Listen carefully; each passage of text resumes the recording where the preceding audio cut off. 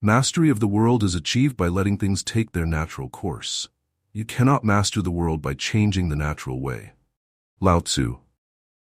Our civilization today seems to be in a state of continuous striving, where control is often seen as the highest virtue. We can easily see this in our everyday lives. In workplaces, for example, employees are increasingly controlled and monitored, especially with the technology available today.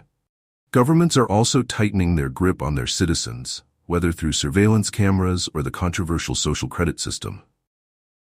Ironically, this concept of a social credit system was developed in China, a country that birthed a philosophy that runs completely counter to this obsession with control, Taoism. Taoism is all about letting go, going with the flow, and allowing life to unfold naturally. At first glance, the idea of letting go might seem like a weakness. But in the Taoist worldview, by truly understanding how the universe works, we can approach life in a more intelligent, more efficient way. By going with the flow, rather than swimming against it. In this way, the power of letting go is not a form of weakness, but a form of strength. One that's based on wisdom, subtlety, and sophistication, rather than brute force. The Tao Te Ching, the main text of Taoism, was written by the mysterious sage Lao Tzu. This scripture is open to countless interpretations, but one powerful way to view it is as a guide for leadership and governance. In the Tao Te Ching, Lao Tzu emphasizes a type of leadership that centers around not ruling. He famously compares governing a country to frying a small fish. Too much poking will spoil the meat. Lao Tzu argued that the more a ruler tries to control the people, the more negative side effects will arise. People grow distrustful when their government is too patronizing, and when the government becomes overly intrusive, people rebel. But when a ruler leads with integrity and restraint, acting with a light touch and not overstepping, the people will naturally become whole. They'll be allowed the space to grow and evolve without interference. What's striking about Lao Tzu's philosophy is that it doesn't just apply to state governance. It's a valuable framework for governing ourselves as well. By letting go, we allow nature to take its course at all levels of life. In this video, I want to share several ways in which Taoism reveals the power of letting go. Let's start with the first principle. 1. Non-doing, Wu Wei. One of the central Taoist concepts is Wu Wei, often translated as non-doing or effortless action. It can also be understood as being in the flow state, acting without forcing or trying to control everything. In modern life, we often feel the need to control everything around us: our pets, our children, our work, our relationships, even the future itself. Of course, control is not inherently bad. In fact, self-control is essential for a well-functioning life. Without control, civilization as we know it might never have existed. But when we attempt to control every single detail, things start to break down. Take a tree, for example. You can plant it, water it, and make sure it gets enough sunlight, but if you intervene too much, you'll harm the natural process. Similarly, in relationships, such as attraction, the first step is simply allowing ourselves to be seen, so others know we exist. Then if there's a natural attraction, it will either develop or not.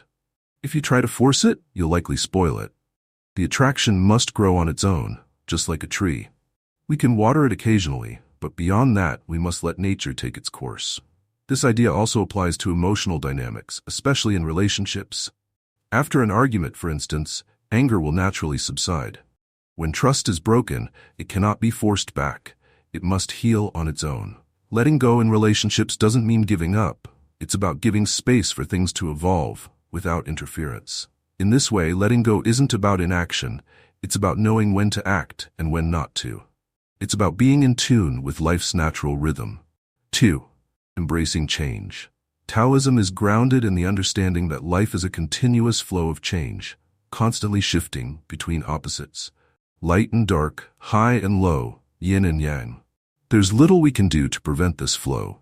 The key to living effectively, according to Taoism, is not resisting change, but moving with it. Sadly, many people cling to their circumstances out of fear or a desire for control. Lao Tzu uses the metaphor of a river stream. Those who hold on tightly to rocks or branches, afraid to let go, miss the opportunity to flow with the current and reach new places. The Taoist view encourages us to accept change, to let go of resistance, and to embrace the natural fluctuations of life. As Lao Tzu writes, the living are soft and yielding, the dead are rigid and stiff. Living plants are flexible and tender, the dead are brittle and dry. Those who resist change and try to control it will end up rigid and brittle, like dried-up plants.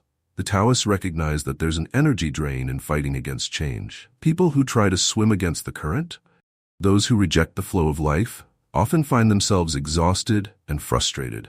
Rather than fighting against our circumstances, we should accept them and adapt. This flexibility also extends to the concept of usefulness. Taoist philosopher Zhuangzi pointed out that what is useful or useless depends on the circumstances. Take a shirt, for example. In a society where people walk around shirtless, a shirt is useless, but in other contexts, it's essential. Taoism teaches us to be flexible in our thinking about what we need and when we need it. Letting go of unnecessary attachments allows us to embrace change with ease and grace.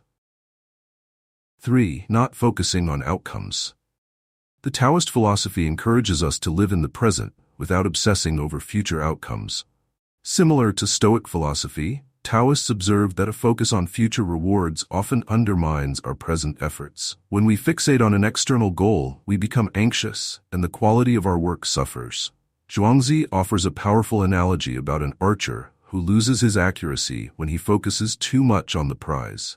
He writes, "He who is contending for a piece of earthenware puts forth all his skill.